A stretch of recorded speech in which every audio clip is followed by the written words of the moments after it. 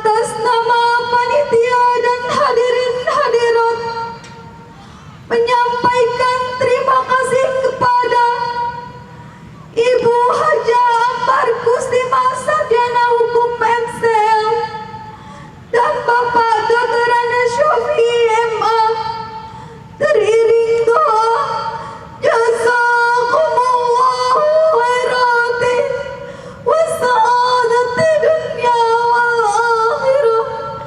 Amin.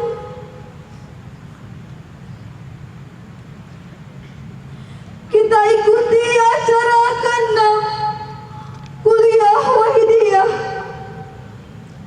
yang akan disampaikan oleh Bapak Kiai Rahmat Syukir. Kepadanya kami persilahkan.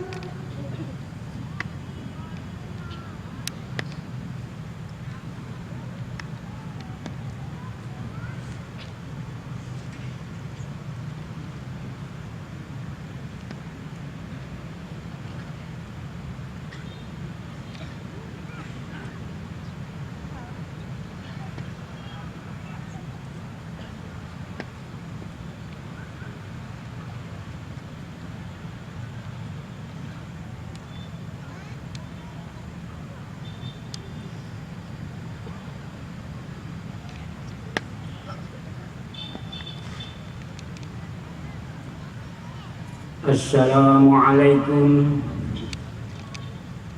waalaikumsalam warahmatullahi wabarakatuh.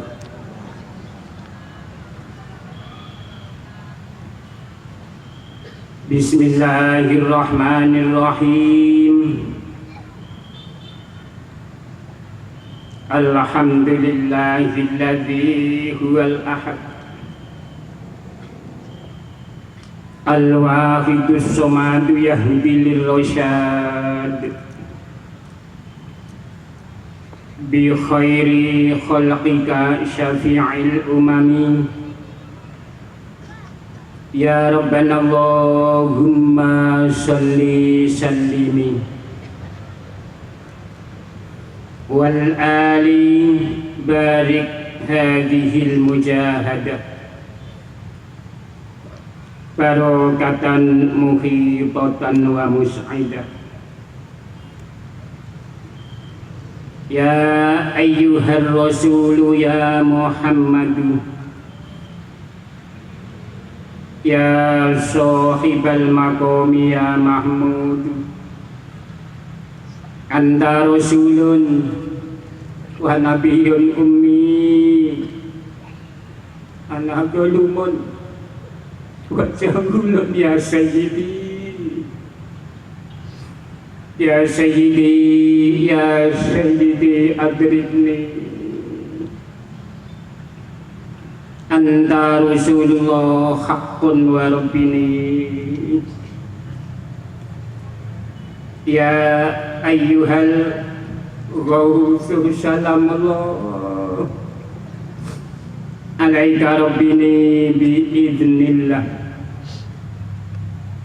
wandur ilayya sayyidi binadroh musilatin lil hadratil aliyah.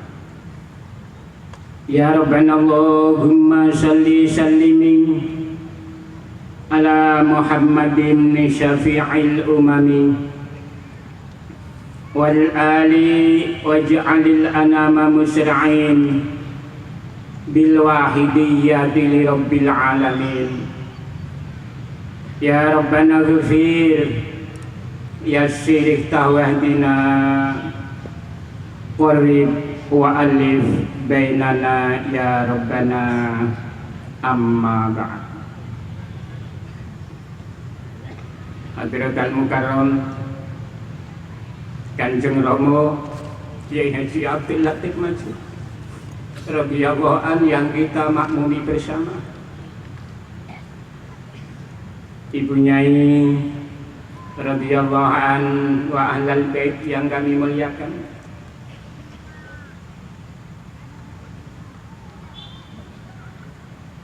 Khadimul Wahidiyah Provinsi Daerah Khusus Ibu Kota Jakarta, kota dan imam-imam jamaah se-DKI yang kami hormati, Bapak pejabat pemerintah, TNI, Polri maupun sipil yang kami muliakan, Bapak yang mewakili Wali Kota Jakarta Pusat yang kami hormati, Bapak DRS Sofi'i MA dari Kakanwil Kemenak DKI Jakarta yang kami hormati,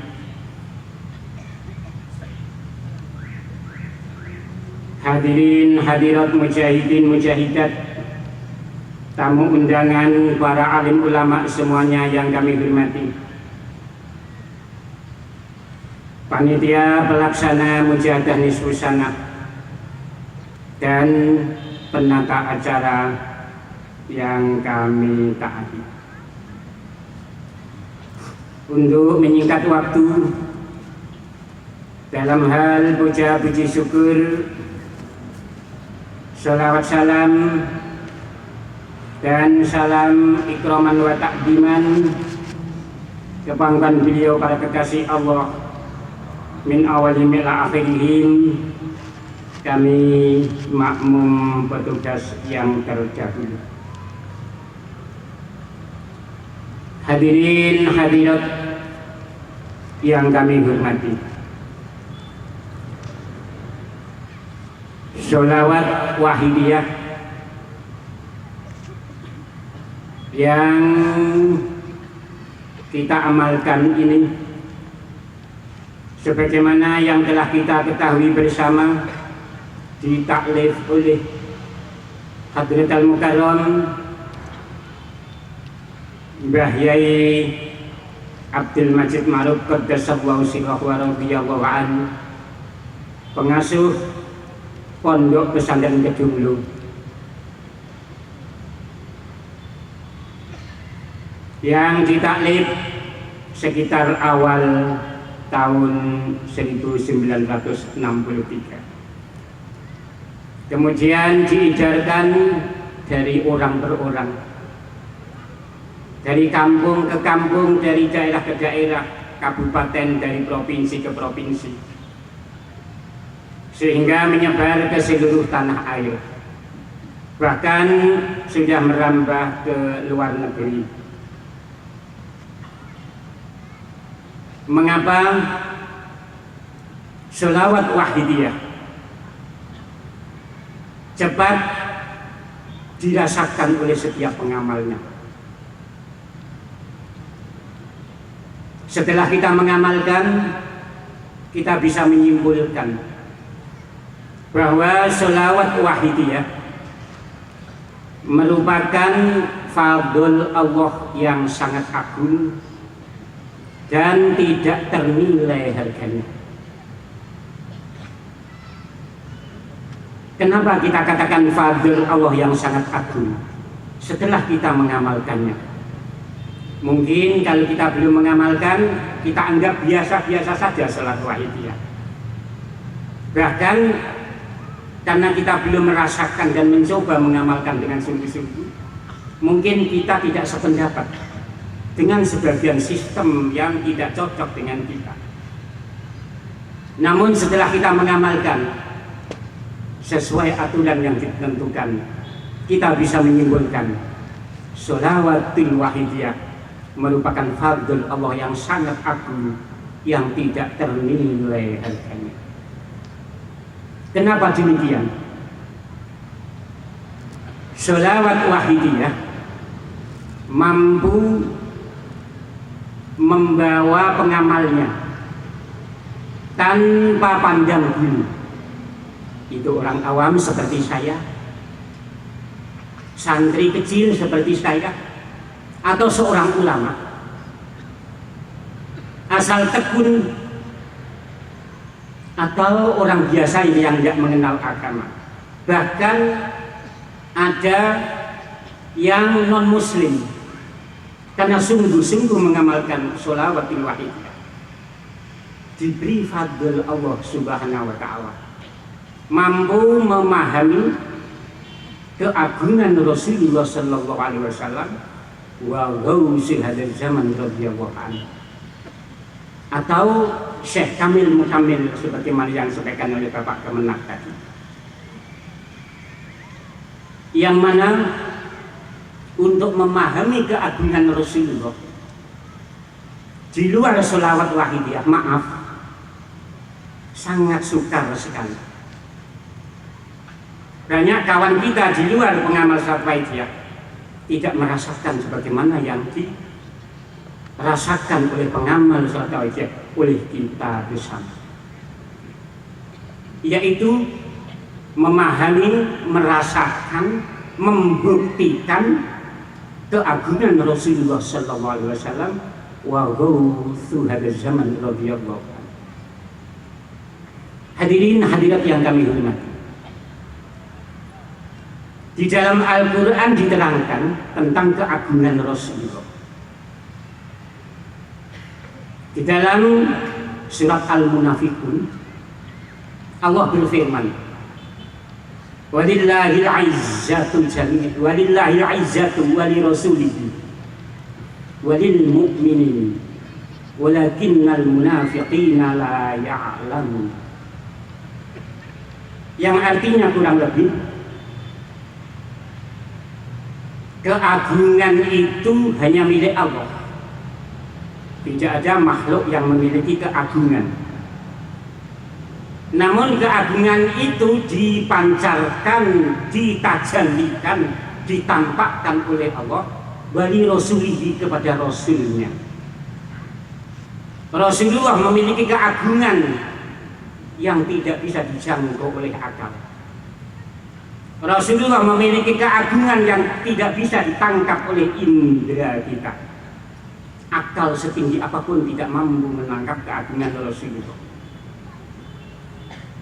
Dan keagungan Allah yang dipancarkan kepada Rasulullah di dalam ayat tersebut walil mu'minin, dan juga dipancarkan kepada Allah, kepada orang yang mukmin yang sempurna. Seluruh ulama menafsiri walil mu'minin dalam ayat Al-Munafiqun ini adalah mukmin yang kamil. Keterangan ayat tersebut Allah berfirman, walakinnal munafiqina la ya'lamun. Tetapi orang munafik tidak akan memahami, tidak akan dapat memahami keagungan Allah yang dipancarkan kepada Rasulullah, yang dipancarkan kepada Sultanul Auliya. Orang munafik tidak mampu memahami, karena orang munafik hanya mengandalkan akal rasio, tidak mengandalkan ketentuan Allah, tidak mengandalkan nas Al-Quran. Hadirin hadirat yang kami hormati, alhamdulillah sholawatul wahidiyah sebagaimana yang kita sebut di depan, siapapun yang tekun mengamalkannya akan mampu menangkap sesuatu yang tidak bisa ditangkap oleh akal, akan mampu merasakan keagungan Rasulullah, akan mampu merasakan keagungan guru yang kamil mukamil, Sultanul Auliya. Sesuatu karya dari Hadratul Mukarram Mbah Yai radhiyallahu anhu wa qaddasallahu sirruh, sebagaimana tadi, merupakan fardhu yang sangat agung, mampu mengantarkan kita musyahadah keagungan Rasulullah wa ghausi hadzal zaman radhiyallahu anhu. Maaf, tidak sebagaimana gaus sebelum kita, sebelum yang kita perjuangkan, seperti Syekh Abdul Qadir Jailani radhiyallahu anhu, yang mengerti kalau Syekh Abdul Qadir Sultanul Auliya waktu itu hanya beberapa muridnya saja, hanya beberapa orang saja, apalagi memahami keagungan Rasulullah. Karena seseorang tidak akan mampu memahami keagungan Rasulullah tanpa memahami keagungan Sultanul Auliya. Seseorang tidak akan mampu memahami keagungan Allah tanpa mampu memahami keagungan Rasulullah terlebih dahulu.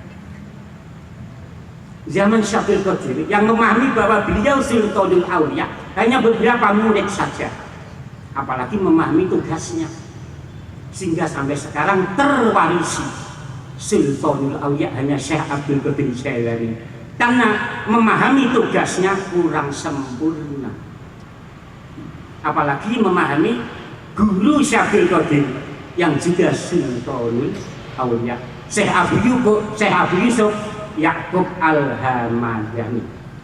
Ini guru Syekh Qadir Jailani radhiyallahu anhu yang juga Sultanul Aulia, namun dirahasiakan oleh Allah, yang memahami hanya Syekh Qadir Jailani radhiyallahu anhu.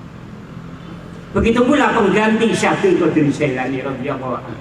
Di dalam kitab tasawuf banyak diterangkan putra Syekh Qadir Jailani radhiyallahu anhu sendiri pengganti Sultanul Aulia ketika Syekh Qadir Jailani radhiyallahu anhu wafat, yaitu Syekh Abdul Razak, terkenal Syekhul Wala.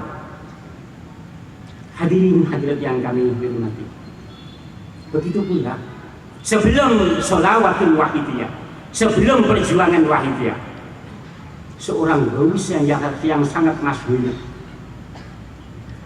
Imam Sadali radhiyallahu anhu, tidak banyak yang memahaminya, hanya 40 orang. Padahal metodenya paling mudah sebelum sholawatul wahidiyah untuk makrifat kepada Allah wa Rasulih sallallahu alaihi wasallam, itu pun hanya 40 orang. Ini keterangan dalam kitab Tobaqatul Kubra yang ditaklif oleh Syekh Abdul Wahab Asy-Sya'rani.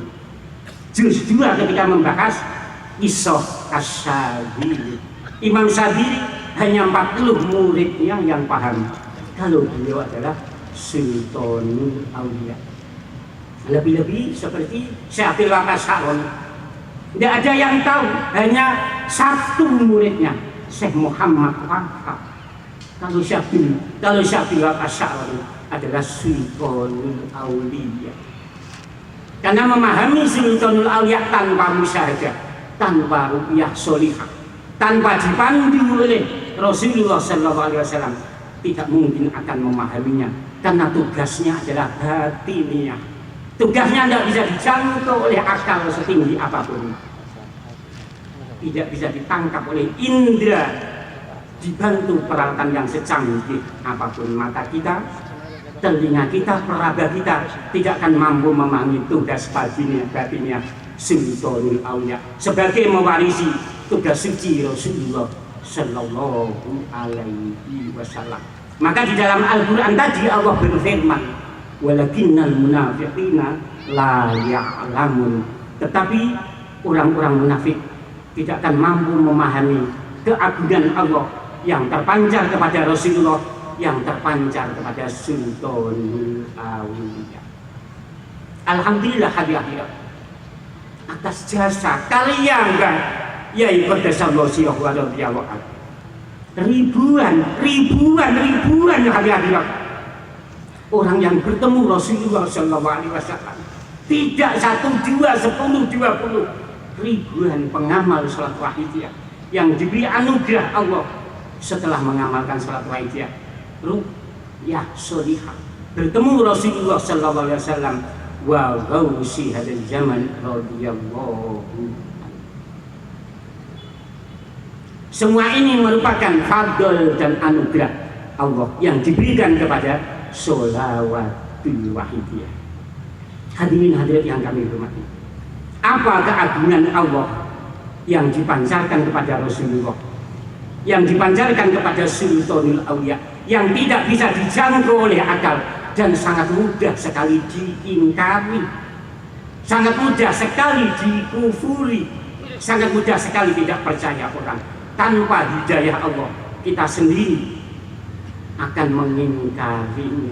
Kita bisa kasih ini adalah bukan kekuatan kita, hati-hati.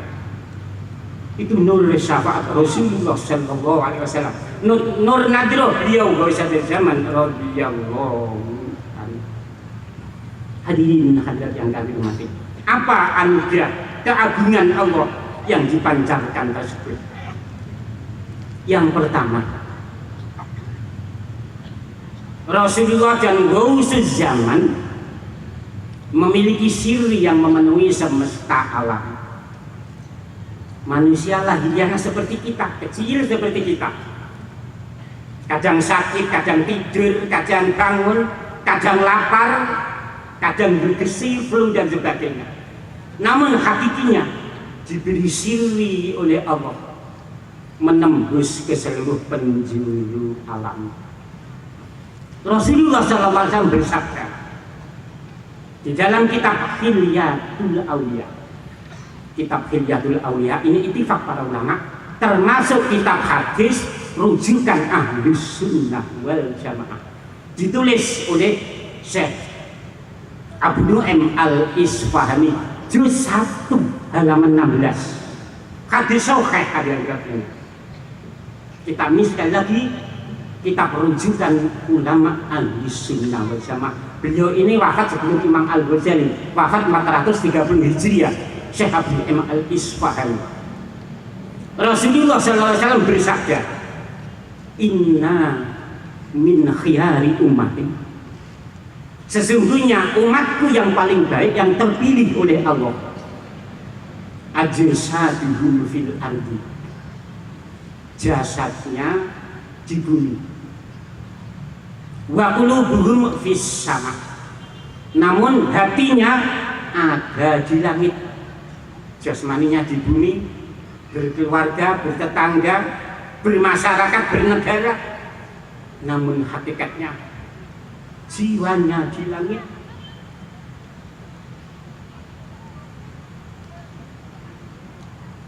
Aqdamuhum fil ardi, tapak kakinya kalau berjalan menginjak bumi, tapak kakinya. Wa afidatuhum, pandangan batinnya fis sama'i, ada di langit. Anfasuhum, pribadinya fil ardi, di dalam bumi. Wa uquluhum indal arsy, pribadinya di dalam bumi, namun akalnya, cakrawala pikirannya, intelijensinya ada di aras Allah Subhanahu wa ta'ala. Makanya Ghaus sebelum perjuangan Wahidiyah sukar sekali diketahui, sukar sekali dipahami. Sehingga dalam sejarah Imam Syadzali ingin ketemu gurunya yang Sultanul Auliya, Syekh Izzuddin bin Abdissalam Al-Masis, seorang fuqaha, seorang ahli fikih madhab Syafi'i yang sangat masyhur. Kalau tidak hormat kepada Imam Syafi'i, mampu menjadi mujtahid mutlak. Syekh Izzuddin bin Abdissalam Al-Masis, seorang Sultanul Auliya namun fuqaha. Imam Syadzali mimpi ketemu Rasulullah, ingin menjadi mukmin yang kamil. Imam Syadzali akhirnya ketemu Rasulullah, "Wahai Syadzali, wahai Abdul Hasan, kalau kamu ingin menjadi manusia yang kamil, tunggui gunung itu. Di dalamnya ada seorang kekasih Allah, ada aqrabul muqarrabin yang bertapa. Tunggui sampai keluar. Jika engkau tunggui, daftarlah kamu sebagai muridnya." Imam Syadzali 4 tahun hadiah di dalam kitab diterangkan Durratul Fakhirah yang membahas tarikat Syadzaliyah. Imam Syadzali menunggui di pintu gua, di pintu gunung, agar ketemu Sultanul Auliya Syekh Izzuddin bin Abdissalam Al-Masis. Begitu sukanya ingin makrifat, ingin kenal Sultanul Auliya waktu itu. Hati-hati. Sekali lagi sholawat Wahidiyah, kita tidak mampu bersyukur. Hati-hati. Ribuan pengamal sholawat Wahidiyah yang kenal Sultanul Auliya atas izin Allah. Mbah Yai diperintah Rasulullah mentaklid doa robitoh, hubungan kepada Sultanul Auliya. Ya ayyuhal ghawthu salamullah ila akhirih.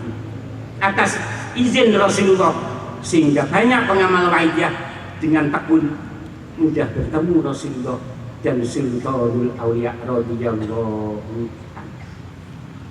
Hadirin hadirat yang kami hormati, maka Sultanul Auliya punya murid dimanapun, tidak ada bedanya. Hadirin Kedunglo, Jakarta, Malaysia, Singapura, Surabaya tidak ada bedanya bagi Sultanul Aulia. Kita saja yang membedakan. Seakan-akan orang yang seperti saya di Kedunglo, seakan-akan paling dekat. Bukan, hati-hati kok. Panjenengan semua yang ada di Jakarta, karena mahabbahnya sangat kuat. Ketika disebut asma Kanjeng Rama Yai, kamu terpaut sungkem, itu pun akan menjadi murid yang tersayang. Meski kami di Kedunglo, kadang-kadang malah jauh, hati-hati. Ibarat lampu semacam ini, hati-hati. Meski dekat dengan gardu pembangkit listrik, tapi 5 watt pembawaannya. Meski dekat dengan gardu listrik, terangnya ya 5 watt itu. Meski jauh dari gardu listrik, mahabbahnya kuat, perjuangannya kuat, mati-matian untuk mencari ridho Allah, untuk usbuiyah, untuk syahriah, untuk nisbusana. Wataknya pembawanya 10.000 watt akan terang benderang. Itulah Sultanul Aulia. Maka panjenengan semua jangan kecil hati.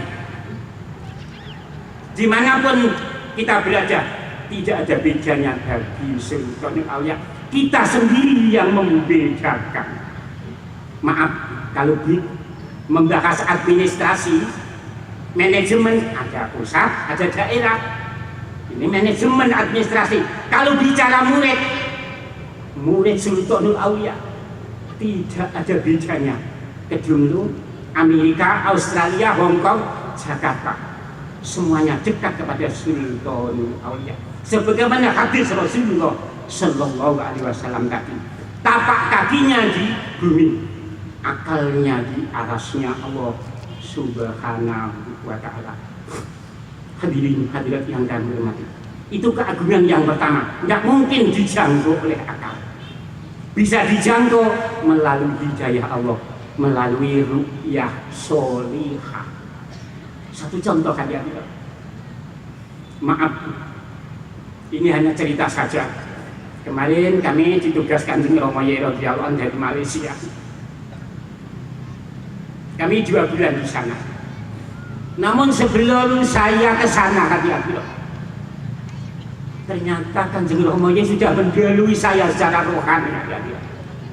Ada salah satu pengamal namanya Bu Nur Izzah, insya Allah ikut umrah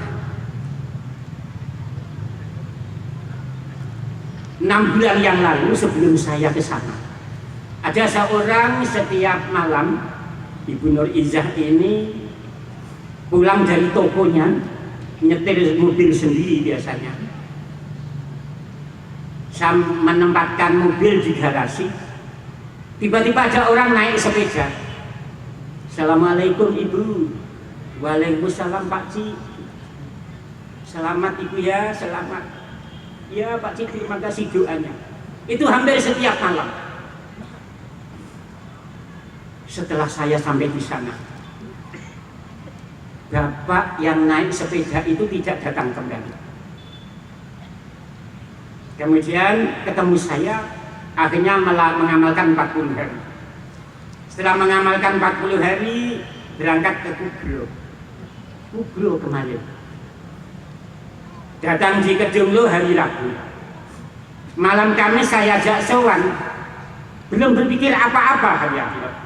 Lupa kasus yang mengalaminya waktu masih di Malaysia. Ketika malam Jumat, maaf Kanjeng Rama Yai, mohon maaf kalau saya menceritakan keagungan panjenengan pancaran dari Allah. Hanya demi keagungan Allah dan Rasulullah kami ceritakan Kanjeng Rama Yai. Kanjeng Rama Yai diiring oleh para penjemput malam Jumat. Tiba-tiba Kanjeng Rama Yai berjalan menoleh ke kanan, tempat ibu-ibu. Kebetulan Ibu Nur Izzah itu duduk di tempat ibu-ibu, memandang panjang. Ibu Nur Izzah bertanya dalam hati, Rama Yai, apakah sampean yang datang ke rumah saya dengan naik sepeda? Kanjeng Rama Yai mengangguk, iya. Suara iya itu dengar di telinga Ibu Nur Izzah. Gemetar Ibu Nur Izzah. Jadi sebelum saya ke Malaysia, Kanjeng Rama yang sudah menemui calon muridnya. Itulah Sultanul Aulia. Tidak ada bedanya Kedunglo, Jakarta, Malaysia dan seterusnya. Kalau bukan begitu, bukan Sultanul Aulia. Ini hadis Rasulullah Sallallahu Alaihi Wasallam. Itu keagungan yang tidak masuk akal, tapi wujud dalam sunnah Islam, wujud dalam sunnah Rasulullah Sallallahu Alaihi Wasallam. Yang kedua, hadirin hadirat yang kami hormati, mampu melihat muridnya dimanapun berada. Rasulullah mampu melihat dan menemui umatnya dimanapun berada. Allah berfirman surat At-Taubah ayat 105. Ini seluruh ahli tafsir hampir sama. Ibnu Katsir yang sering dijadikan kawan kita Muhammadiyah, Al-Qurtubi yang sering dijadikan kawan kita Nahdlatul Ulama, sama tafsirannya. Wakul wahai Muhammad, katakan i'malu fasayarallahu amalakum wa rasuluhu wal mu'minun. Muhammad, beritahu umatmu, i'malu wahai umatku, beramallah yang baik. Fasayarallahu, niscaya Allah akan melihat amalmu dimanapun kamu berada. Wa rasuluhu, dan Rasulullah juga akan melihat amalmu dimanapun kamu berada. Wal mu'minun, dan orang mukmin yang kamil, Sultanul Aulia, akan melihat amalmu dimanapun berada.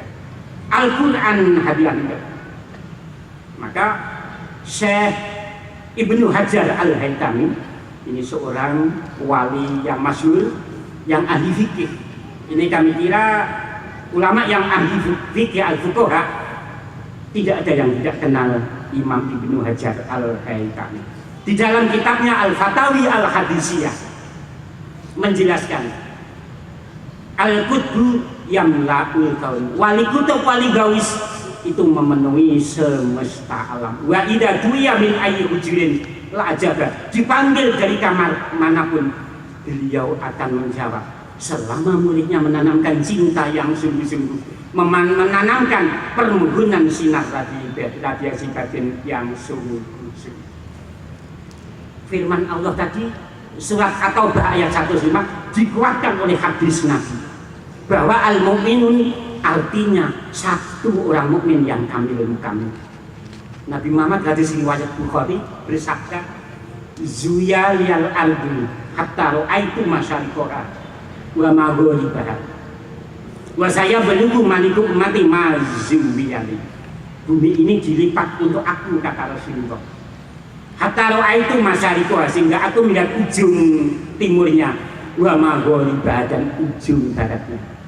Bumi ini dilipat, ibarat dikecilkan oleh Allah, sehingga seluruh dunia aku mampu melihatnya. Wa saya belugu maliku ummati mazuyali minka, dan raja umatku. Ini Kanjeng Nabi bersabda raja umatku, bukan raja RT, raja negara, raja kelompok, bukan, raja umatku mazuyali. Raja umatku Sultanul Aulia akan mampu diberi karomah oleh Allah, mampu melihat seluruh penjuru alam. Hanya saja diperintah Allah senantiasa merahasiakan diri, menutup kemampuannya semacam itu, karena diketahui melalui kasaf, melalui ru'yah sholihah. Maka kadang-kadang kita semua soal dari mana panjenengan, hakikinya beliau hanya melakukan itu karena perintah Allah, sebagaimana Allah bertanya kepada kita, sebagaimana Rasulullah berkata kepada kita, ma hajatuka ya ummati, apa hajatmu ya umatku. Hakikinya Rasulullah Sallallahu Alaihi Wasallam sudah mengetahui, hakikinya Allah sudah mengetahui apa yang ada di dalam hati kita. Wallahu alimun bidatis sudur, Allah mengetahui apa yang ada di dalam hati. Namun jika kita tidak mau berdoa, ya tidak diberi. Bukan berarti doa kita itu mendikte Allah, laporan kepada Allah, bukan. Kita berdoa karena diperintah Allah. Sebelum kita berdoa, Allah mengetahui segala-galanya. Keagungan itu dipancarkan kepada Rasulullah wa gausi hadzal zaman radhiyallahu ta'ala anhu. Hadirin hadirat yang kami hormati. Yang ketiga, yang terakhir, Sultanul Aulia dan Rasulullah Sallallahu Alaihi Wasallam. Kita sadari atau tidak?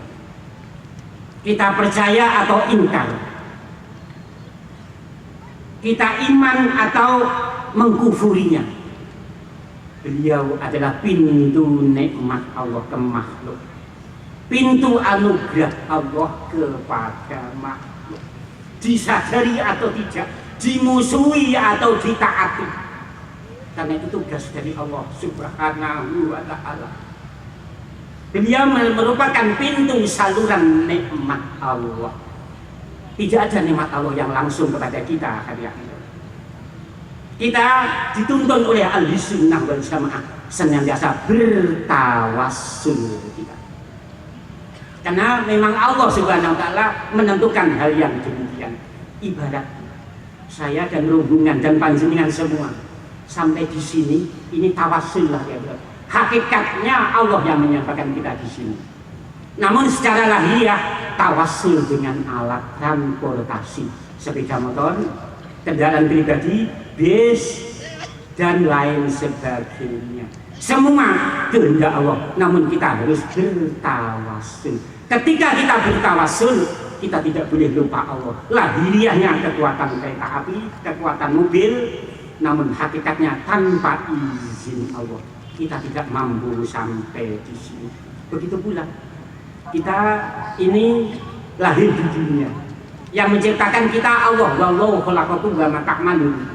Namun secara lahiriah tawassul bapak ibu kita, yang menciptakan Allah secara hakiki. Namun Allah bertawassul dengan bapak ibu kita. Hanya Nabi Adam yang dicipta langsung tanpa tawassul bapak ibu. Hanya Ibu Hawa yang diciptakan tawassul kepada bapak saja tanpa ibu. Hanya Nabi Isa diciptakan tawassul kepada ibu tanpa bapak. Kalau kita semua Allah tawassul kepada bapak ibu, meski hakikatnya kita dekat kepada Allah. Contoh yang terakhir, Allah dekat dengan kita. Namun ketika Allah mau mematikan kita, Allah memerintahkan Israel. Bukannya Allah tidak mampu, bukan. Itulah pemerintahan dan kehendak Allah. Allah bertawassul kepada Israel untuk menuntun kita mendekat kepada Allah. Tidak ada yang tidak bertawassul. Begitu pula Allah menurunkan nikmatnya, tawassul kepada Rasulullah wa ghausi hadzal zaman radhiyallahu. Ini satu contoh dialami oleh pengamal wahid.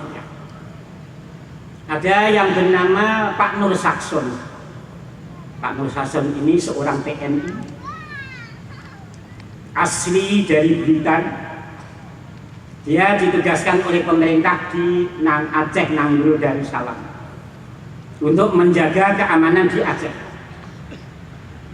Bapak Nur Sakson ini ditugaskan oleh pemerintah dari asrama TNI yang ada di Aceh mengawal pembagian sembako.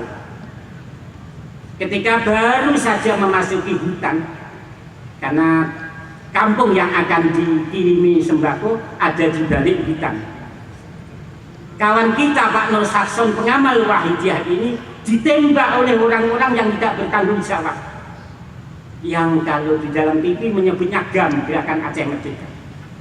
Pak Nur Sakson ketika mau masuk hutan ini senantiasa tawassul ke Hadratil Mukarram Kanjeng Rama Yai radhiyallahu anhu. Senantiasa ya Sayyidi ya Yal Gus, ya Sayyidi ya Yal Gus. Kanjeng Rama Yai, pancarkan sinar karomahmu kepada kami Kanjeng Rama Yai. Betul Bapak-bapak. Ketika GAM tadi menembak Pak Nur Sakson, tiba-tiba Kanjeng Rama Yai, maaf Kanjeng Rama Yai, tiba-tiba Kanjeng Rama Yai hadir di samping Pak Nur Sakson, menangkap peluru itu tadi hati-hati. Tak satu pun peluru menembus kepada pribadi Pak Nur Sakson. Mulai jam 5 sampai jam 9, 3 jam, maaf 4 jam. Kanjeng Rama Yai sambil bersila, kata Pak Nur Sakson, pegang tasbih sambil menangkap peluru yang akan menembus ke Pak Nur Sakson gitu. Sehingga kawan-kawan TNI waktu itu yang ada di belakang Pak Nur Sakson menganggap Pak Nur Sakson sudah mati. Dilaporkan ke TNI, asrama TNI di Aceh. kalau saudara Nur Hasan telah wafat, sehingga pengambilan jenazah sudah dipersiapkan oleh asrama TNI di Aceh. Pakai helikopter mau naik, Pak Nur Hasan ngedel. Assalamualaikum komandan. Nur Hasan, kamu ini? Iya komandan. Kamu masih hidup tanpa sadar.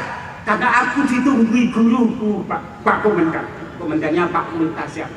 Satu maaf dilaporkan kepada Kasat waktu itu, Pak Riyamizat Yakudu. Akhirnya Pak Riyamizat Yakudu memberikan hadiah karena Pak Nur Hasan mampu melumpuhkan orang-orang yang akan mengganggu pembagian sembako itu tadi. Diberi hadiah Pak Riyamizat Yakudu. Itulah Sultanul Aulia. Itulah karomah sholawatil wajah. Itulah karya taklif Hadratul Mukarram Mbah Yai Qaddasallahu sirrahu wa radhiyallahu. Hadirin yang kami hormati, pertanyaannya, sudahkah kita senantiasa merasa bersama beliau? Kita sering mendengarkan kun ma'allah fa ilam takun fakun ma'aman kana ma'allah fa innahu yusibika ilallah. Beradalah kamu bersama Allah, hadis Nabi. Jika kamu tidak mampu bersama Allah, bersamalah kepada wali Allah yang mampu bersama Allah. Bersamalah kepada Sultanul Aulia. Ma'a di sini hadiah dua arti. Makna yang pertama makna wiyatun hissiyatun, bersama secara lahiriah. Seperti sekarang ini kadang-kadang kita soal ini maknawiyatun, makna hissiyatun. Yang kedua ma'a bersama secara hissiyah. Ketika nanti kita pulang ke rumah kita masing-masing, hakikatnya beliau senantiasa bersama kita.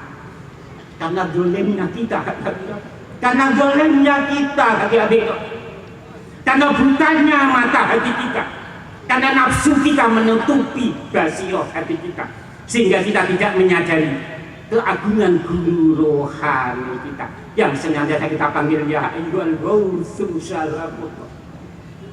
Oleh karena itu, mari kita mohon doa restu beliau.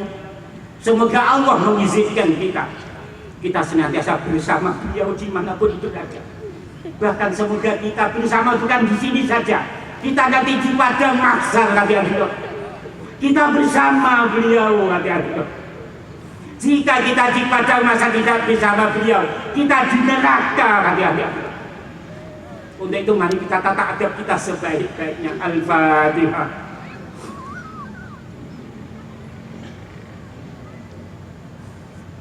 Hadirin hadirat yang kami hormati, kita jangan lupa kepada bapak ibu kita.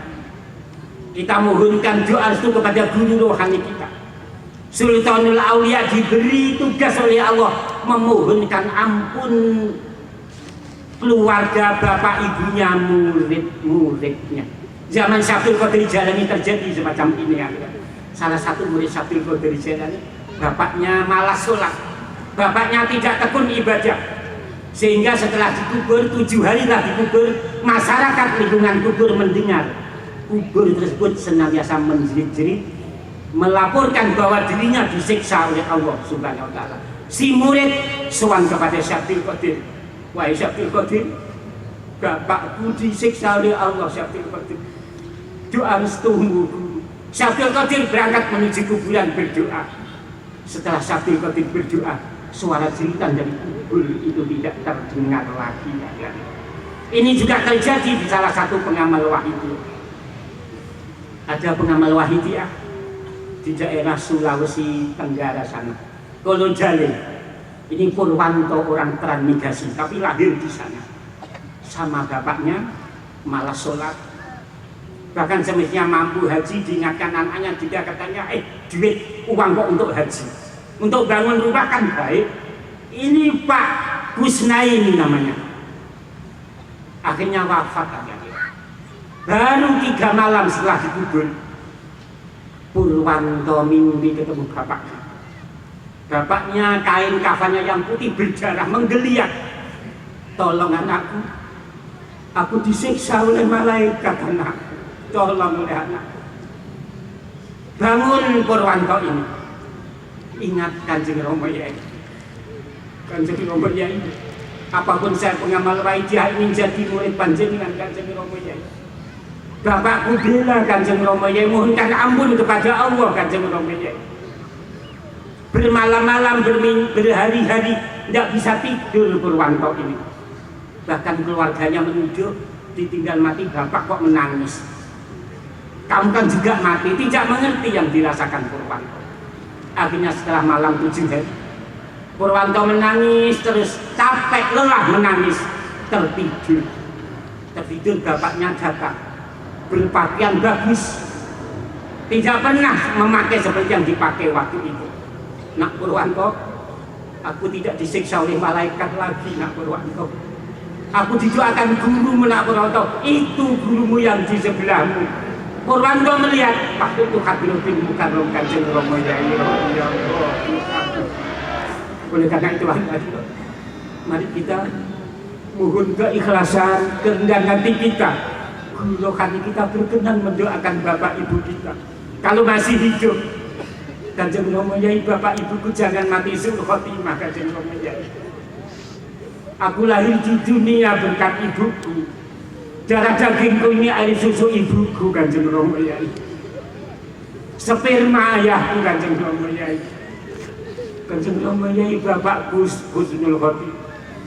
Dan bagi kita yang telah wafat bapak ibu kita, Kanjeng Rama Yai, bapak ibuku jangan disiksa di alam barzakh Kanjeng Rama Yai. Al-Fatihah.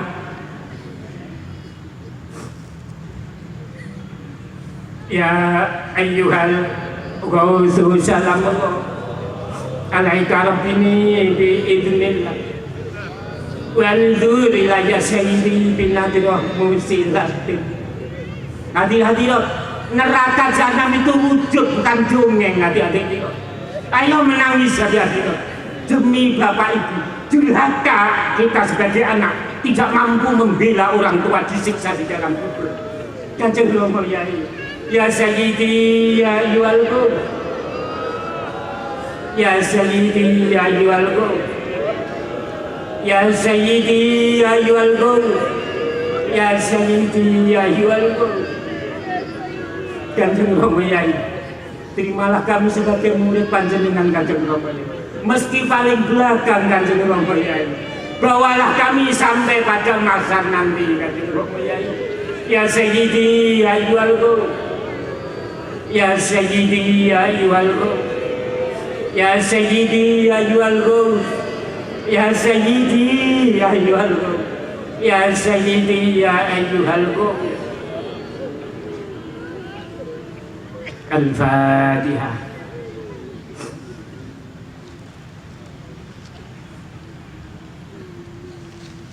Demikian apa yang dapat kami sampaikan. Yang terakhir mohon maaf Kanjeng Rama Yai, kami berkeyakinan Al-Quran Al-Hadis memerintah kami menceritakan keagungan panjenengan Kanjeng Rama Yai. Demi keagungan Islam wal muslimin, demi keagungan sunnah Rasulullah Sallallahu Alaihi Wasallam, mohon maaf Kanjeng Rama Yai. Wabillahi taufiq wal hidayah. Wa minar rasul asyafah wa tarbiyah. Waminal-ghawis an-nadhirul barokal karomah.